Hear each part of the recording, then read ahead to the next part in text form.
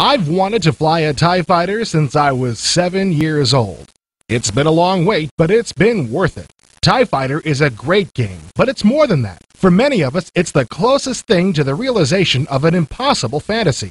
LucasArts has built a solid reputation by producing top-quality games and very little dog meat. TIE Fighter will do nothing but improve that reputation. Once again, they've done a great job. It's a little hard to get used to, but this is the face of friendship in TIE Fighter. I hated the Emperor for over a decade, and suddenly I'm fighting to the death in his name. It's unnatural. I've always wondered what could motivate someone to join the Empire, besides fear. LucasArts did a terrific job of creating a believable character for you to play. If you read the book that accompanies the game, you'll find out that the Empire brought order to your home planet. They represent a strong, unified government, while the rebels represent chaos. It's all a matter of perspective. Like in X-Wing, you'll start with an involved training course. Before you test yourself in the combat simulator, you'll pilot each of the 5 ships through a tube filled with targets and obstacles. I could sit here and fly around in this thing all day. Training is actually improved over X-Wing because it doesn't take you a week to get through it. Obviously, the goal is to get to the real missions, but the training is a lot of fun by itself. You must learn proficiency in 5 Imperial craft. The standard TIE Fighter has only 2 lasers, but its speed and agility make it a tough target to pin down. The TIE Interceptor has 4 lasers, a stronger hull, and is slightly faster. The TIE Bomber is slow, but has a well-armored hull and is supplied with 2 lasers and 2 warheaded launchers for missiles and torpedoes. The TIE Advanced Fighter, my favorite ship, is half again as fast as any other of the ships. Plus, it has shields, 4 lasers, and 2 warhead launchers. You'll also fly the assault gunboat. It's not very fast, but it's got shields, good armor, 2 lasers, 2 warhead launchers, and 2 ion cannons, which disable ships without destroying them. The interface is basically the same. Each door of the complex takes you to a different part of the game. If it ain't broke, don't fix it. Actually, I think the between-mission graphics are improved a bit over X-Wings, and of course, the animation is nice and smooth.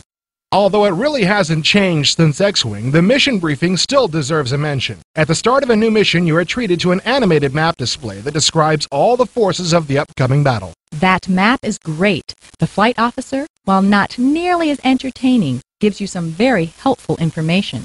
And if you fail the mission, he'll give you a few tips on how to succeed in your next attempt.